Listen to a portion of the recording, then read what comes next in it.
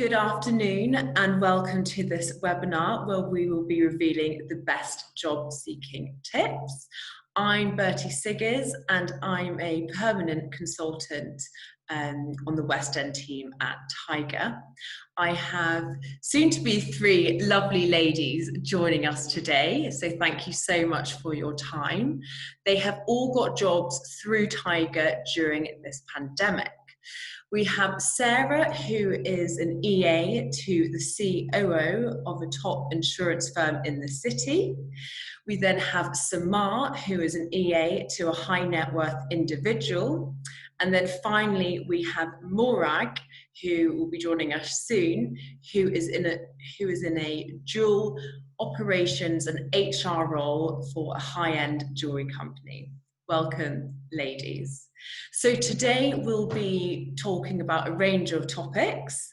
It'll be around 40 minutes and then we'll have a Q&A at the end if everyone uses the Q&A tool to answer all your questions. The webinar will also be recorded, so if you have to leave, don't worry, there will be a recording sent to you. And also feel free to email tiger@tiger-recruitment.co.uk with any other questions. So first of all, we'll start off with the importance of a CV. Sarah, what would you say your top 3 CV tips are? So for me, one of them is actually quite embarrassingly a mistake that I made. I sent my CV out to a recruiter and got it back with, do you know there's a lot of punctuation and grammar errors from within your CV? And I was like, no, I did not. So I think one of the things that I would most definitely recommend people do is actually send your CV to someone else. I know it sounds really basic, but I did not. And I can't objectively read my own CV. I could probably read yours and be like, oh, look, there's an S or a Z where there shouldn't be. But my own, I really struggled with. And I think the importance of that at the moment is to do with there's so many people. Hi, I'm so sorry, I didn't have the right link. Yeah, sorry, we've just started, so Sarah's going, yeah. Sorry. For me particular, I think I wouldn't have actually gotten through the door with my current position if I'd had these mistakes in, because obviously I corrected and sent back out another CV to any recruiter that I was dealing with. And I think at the moment where there are, we had a position that I think we had about 250 people apply for it, and it was just a temporary contract. Those are the things that will make you stand out against other people, and not necessarily in a good way if you've got a CV that has punctuation, spelling, that kind of stuff. The other tip that I had never really come across for a longer period of time was the formatting of your CV. I didn't realise that obviously a Word document looks different on multiple different devices. So I would encourage people to keep your format simple. They look beautiful when you've got pretty pink boxes, and you can see that you've put a lot of effort into the design of your CV. But when we were recruiting in my last position, I looked at a CV that I just couldn't read on my phone because I was on maternity leave and I was reading through and it just didn't physically make sense. Yeah, we always ask again to yourself. We always ask candidates. Yeah, that's why the Word version rather than the PDF. Yeah. But yeah, I mean, send it to yourself before you send it out, even to your recruiter, because it shows that you've had the foresight to do it, and read it on as many different devices as you can. You're never going to get it perfect, but at least you know that your sentences and bullet points actually align rather than having one up here, one down there. Yeah, amazing. The other one that, oh, go on, sorry. No, keep going. Oh, so the only other thing that really stood out for us when we reviewed these recently was during the pandemic, obviously lots of people got made redundant or were put on furlough, and a lot of people actually did quite a lot of volunteer work, or they took part-time jobs in Tesco's, or they did delivery driver work, and it was actually to see, and I think obviously go on your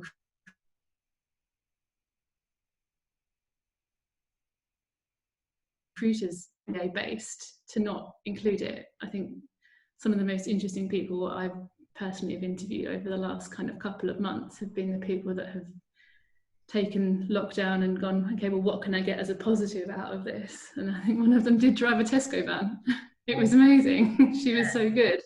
Like, you know, she was a candidate that really stuck in our minds. So yeah, of course, fantastic. And Samar, moving on to you. I mean, would you say you should tailor your CV to each application? What do you suggest? Yeah, so actually, like, I think a lot of people, I never used to really do this, and I kind of got along with it okay, and I was doing fine with just either like 1 or 2 base CVs. But as we saw, obviously, like a huge increase in demand for jobs, and then like a decrease in the supply of jobs in the market, I was kind of forced to look at it a bit more carefully, I think. And then kind of like funny story from that is that my recruiter from Tiger actually approached me about a role, and I submitted my normal CV thinking that, yeah, like this job is definitely mine because like I fit the and then so I submitted that, and then they came back and they were like, actually you don't have the like enough experience for it, and it doesn't really fit with what the client's looking for. And obviously at that point I was like, oh my god, shock horror. But I then went back for like every other role that usually it would be like private equity instead of high net worth individual. So I went back and tailored my CV to that specific role, and then lo and behold, I got a first interview, second interview, and then I got my job. So whilst it is a bit more kind of like effort to do this, and totally understand that you might not want to do it for every single role, I would maybe have a few templates of like different industries at least that you can tailor your CV to, so that when you are applying to quite a few roles, maybe that you can use one that's slightly more tailored. And if you find a role that like you're absolutely sure on that you really want, then I would just take that extra time to kind of tailor it and make sure that it's perfect, because only you know like why you're perfect for a role. So you need to make sure that you write it down so other people know as well.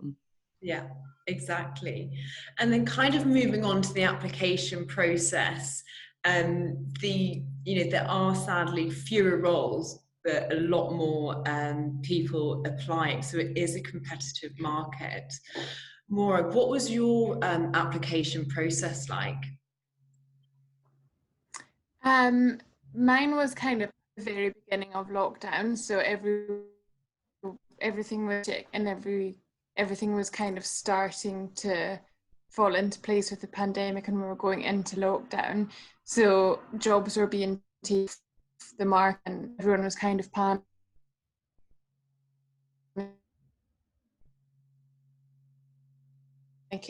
what experience you actually have. And if you're going up for a role, just like tweak it slightly so that it suits the job description. So if there's things that they're very specific about on the job description and you have the experience, just make sure that you mention that on your CV so that you're kind of matching your skills to what they're looking for, so that they can easily see that you do match the role that you're going for.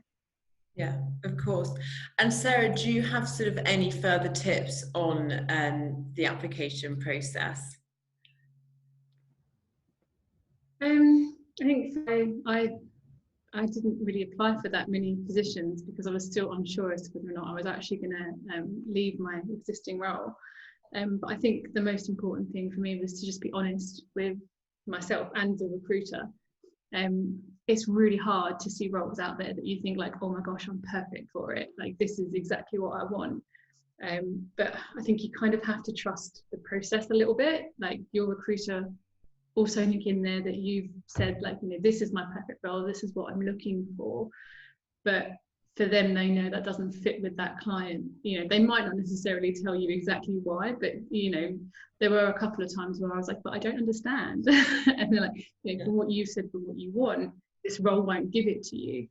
The temptation to sort of scattergun approach and just send your CV out everywhere, it's a personal choice. And I didn't want to do that in my applications because I kind of felt like it would mean that I'm looking for a role, not this role.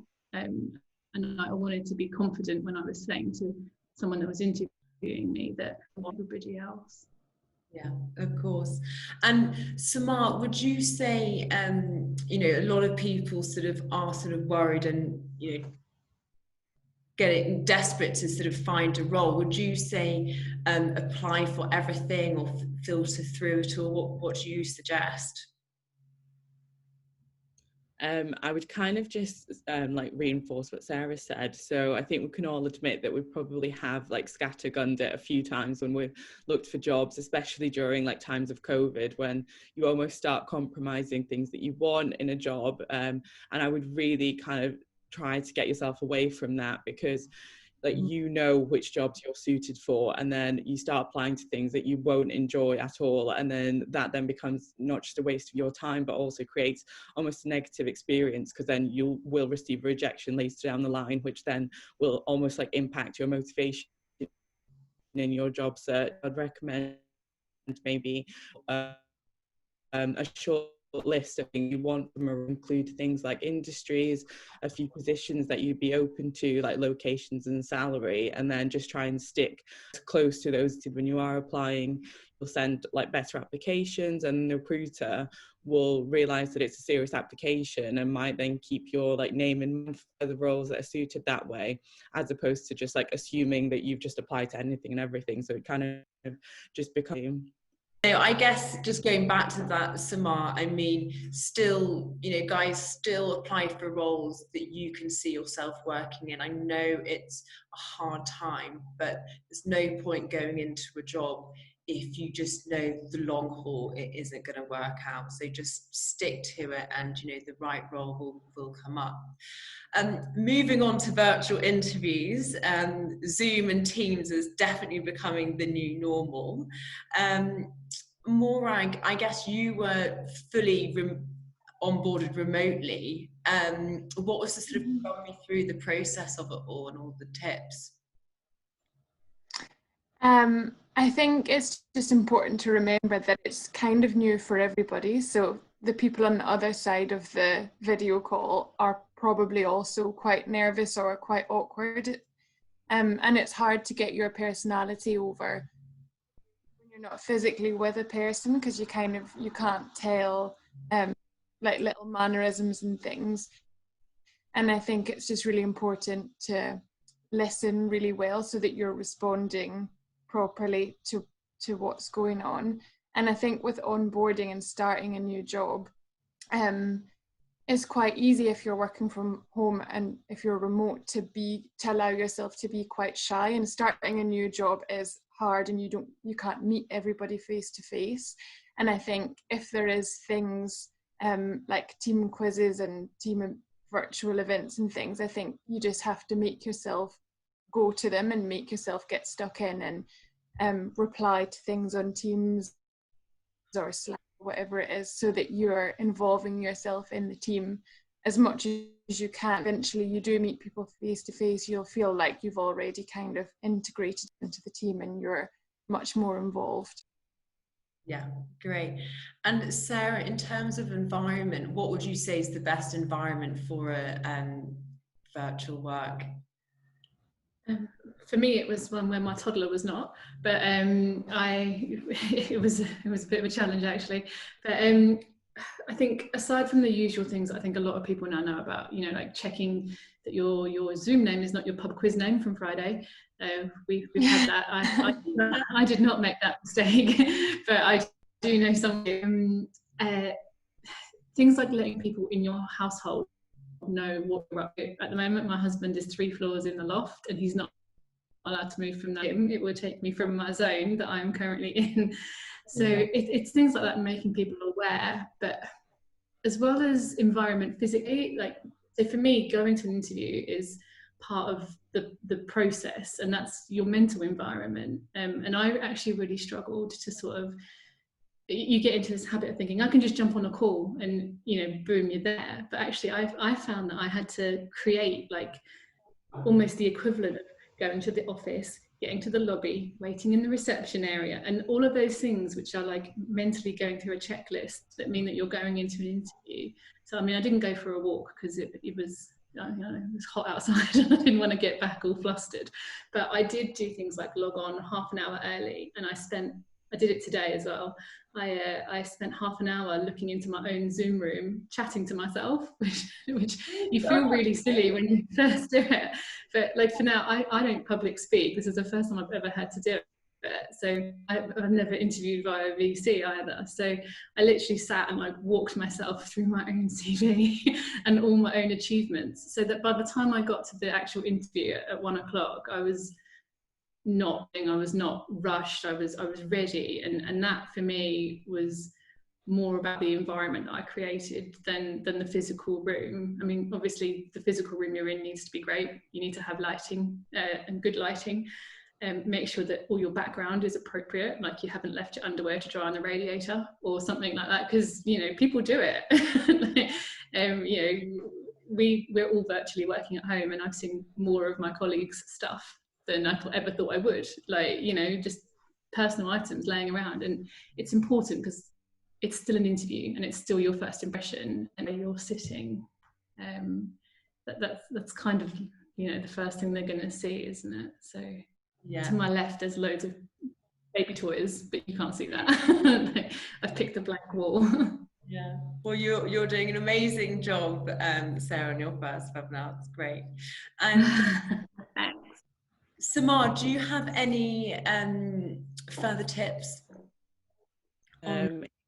Yeah, sure. So I would probably say to be really, really confident, and even more so than usual, because in person you can use things like body language and the environment and kind of the rapport that you build to gauge a person. So without these tools that we normally would use in our favor, you have to almost exaggerate your reaction to things a bit more. So obviously stay authentic to yourself, but I'd just say be a bit more. So when I was smiling at something, I'd smile at it a bit more or laugh a bit louder than I normally would in person, just so that it translated well through the virtual aspect. And especially with business support roles, it's so much about the relationship. So it's about you proving to this person why you'd be great to work with, and that will just be a bit harder because fundamentally we're not here in person. We can't build that instant connection that you have with people. And you just have to make sure that you come across well and that you are confident, and let them see that, really. Definitely. Great stuff. So moving on to flexibility, obviously the market being far more competitive, people have to open up your options and prioritize more. Samar, you noticed that lots of over-experienced people were applying for the same roles as you. How did you kind of go about that? Yeah, so I actually went through 2 job interview processes before I got this role, and to be honest, it was quite crushing and made me really think about the job market as a whole. So both roles I thought I definitely got, because one of them I'd been through a 5-stage process, and the other one I also got through to final stage interviews. I didn't get either, and the only feedback that I got from both was that there wasn't anything negative, but just that I didn't have as much experience as the other people. So I think from that, I would just say, try not to take this personally, because when it is feedback like that, you can't really change it, and it's not something that I could then magically adapt, or me getting upset isn't going to really do anything about it. It's just kind of a reaction to the market and something that maybe to keep in mind. I just thought about the situation a bit more and how I could adapt my approach to my job search to kind of ensure that the fact that I graduated in 2018, but that I kind of spun on its head and showed that maybe I could be molded in a certain way by the company, or that I wasn't set in my ways of working, so I could be a lot more flexible and in my approach and adaptable. And I made sure to really concentrate on those. So a lot of the things that I've said kind of is just about mindset and showing your confidence, because people can sense that. So I really try to own my apparent lack of experience and turn it into something else that I'm really glad I did, because in hindsight, the 2 roles that I didn't get, I probably wouldn't have liked as much as the one that I have now. So I think everything always does end up working out in the end. Yeah, everything definitely all happens for a reason.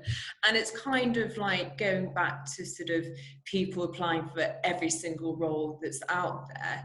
But what will happen later on the line, these over-experienced people for a role, they will end up getting bored, and may not last long. So it's kind of going back to square one. So going on to you, what did you have to be flexible with your job search?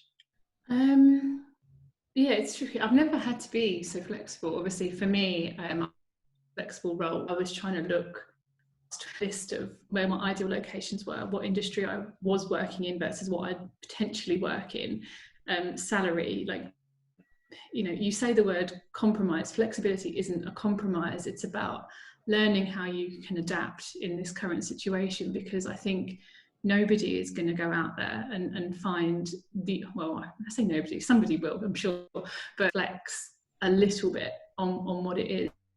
And so for me, I was happy to sort of look at location. Like, I prefer the city, but would I go to the West End if it was a role that allowed me to pick my daughter up at 5:30 rather than having to work until 6? Then yes, I would. And I think it goes back to what I mentioned earlier about being just really honest with yourself and your recruiter. And as Samar said, if she'd ended up in any other role, she might have been as happy. And having this really focused, blinkered approach to job search, I don't think is. I think it has to change a little bit. And when I had a few conversations with some recruiters in April or May, when I first started thinking about leaving, I had to take a step back, and I didn't actually do any job searching for a couple of weeks. I took some time to really think about where my flexibility could be. I'm not working in an industry that I've ever worked in before.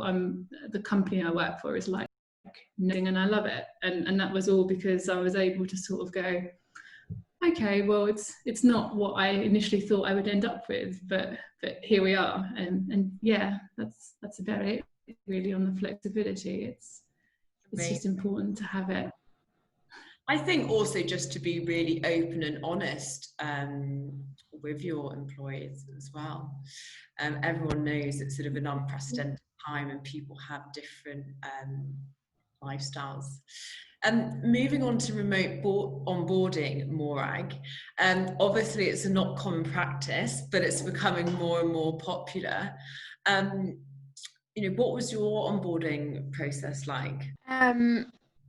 It was quite strange, and you're kind of being introduced to everything. And obviously, when you start a new job, there's so much to learn. It's easier when you're with people face to face. You can just ask a question, or you'll see someone else doing something and you'll pick it up, but you don't get that opportunity when you're remote. So I think you just have to be really, really proactive and be scared to kind of ask for a call or ask questions remotely, because in my job now, I do people remotely, and it's just as weird for me talking to someone and doing the onboarding from this side. So I think your employer will understand, and you just to be proactive and kind as you can, even if you're remote. Great. And the final topic, and one of the most important, is people's mental health and well-being, which, a job search alone can be a difficult and lengthy process, and more often laborious and disheartening. And I do think during this pandemic, it has made employees much more aware of their colleagues' mental health and well-being. Morag, what would you say, how did you stay positive during your search? You just have to stay persistent and keep going. And even if you have a few failed attempts, or you see a role that you think is perfect and it doesn't happen, you just have to kind of quick as you can. And there are roles there, so one will be for you. You just have to keep going. Yeah, of course. And Samar, how did you sort of stay motivated in your job search? Because obviously that lengthy interview process, and then knowing you didn't get it. What was your motivation after that? It sounds a lot like easier said than done, which I totally get, but it's just really trying to be in a positive mind frame with roles. So I can understand that if you've not been in a job role for a few months due to COVID, You don't really want to accept like any random job that comes, but then if you do, and then the same cycle happen again, as we said. So if you accept a job that you're not really into February, and you'll be completely miserable and have to do the job search again. So it'll save so much time and energy if you kind of get it right the first, find the role for you. So I think I'd recommend kind of taking a step back if you do feel a bit low at times or demotivated, and kind of look at the bigger picture and tell yourself that it is just a minor step back in your trajectory, and at the end of the day you're not going to be unemployed forever. So the aim of the game kind of is to bring that date today as opposed to further away. And like my dad used to always say when I was growing up, that like money just always comes to you, so it shouldn't, like, you shouldn't worry about money ever, because it will just find its way to come to you. So you should worry about other decisions that make you happy. So kind of concentrate on like finding a role that makes you really happy, and then this certainty and this confidence, and I think motivation will like definitely shine through in your interviews, in your applications, and hopefully that will then attracts the recruiter that's kind of looking for the role. Yeah, fantastic. And finally, Sarah, what do you suggest to sort of staying on top of your job search, staying organised? I think pay attention to what you're applying to. If you are going to go for like the scattergun approach, which, as Samar said, I think we all have done it at some point, and I did it a few years ago. I was completely overwhelmed. I ended up with a spreadsheet, which sounds really boring. And it was a link to the job, it was the recruiter, and it was the company. And it was the easiest way that I could track what I had, because what happens is when you go on, not even necessarily direct, but if you go on the multiple, the ones that hold everything like Indeed and all that up, it can be really hard to keep track of, because the chances are, if it looks familiar, you probably applied, and it doesn't necessarily always look the best when you apply for the same job twice, particularly when it's through the same recruiter but via a different channel. So like learn from old me, and don't do that. But just don't lose hope is the only other thing. Like it's really tough, and I think it's a horrible time for everybody. Like everyone else said, it is out there. And it's hard to stay positive, but yeah, we'll get there. Well, I think there's definitely light at the end of the tunnel with news of a vaccine, so fingers crossed. Right, so we'll move on to our Q&A now. So I'll just sort of read a few questions and then, open floor to you guys to answer. The first question is from Lisa Harris. And her question was, what was the virtual interview process like? Was it a panel interview, or did you still have several one-to-one interviews? So I don't know who would like to go first with that question. I still had several rounds. Sorry, you cut out, so I wasn't too sure if that was addressed to someone, but I still went through the usual meet with the recruiter virtually, and then I met with the company's internal recruiter and one other, and then I still did all of the normal rounds that you would do if it was a face-to-face interview. I think the only difference is that it was shorter, which actually is better, because I didn't waffle as much, because they only had half an hour. But yeah, for me, I don't know what other people's experiences were, but it was exactly the same. It was just over a computer. Yeah, mine was the same. So it did just follow that kind of like first stage interview with maybe like 2 or 3 people, so kind of how we're on now. And it was like slightly a bit awkward in the sense that, when you don't know if someone's about to speak or not on the meeting, so everyone's just kind of like, oh, are you going, are you going? But it was completely fine. And then second stage, then I had more one-to-ones. So I think there was one where I had 3 one-to-ones in a row, and they just kind of scheduled them in like 20-minute slots, and yeah, just as usual, really. Yeah, okay, fantastic. Morag, do you have anything to add to sort of your interview process? We hadn't actually gone into the first lockdown when I had mine. It was the week of, so I still had face-to-face interviews. And then after that, I think I had a couple of kind of just final round calls to organize. So I had both during that process, and it was similar thing of kind of it is a bit awkward because you've met, suddenly you're speaking to them on a call, and it's just that slightly more awkward thing. Yeah, of course. Another question from Charlie Hall. How did you guys go about getting to know your execs when starting a new job remotely? I had half-an-hour interviews with absolutely everybody. Not interviews, meetings. It was my heads off, because I don't just support the COO, I support one of the other lines of business heads.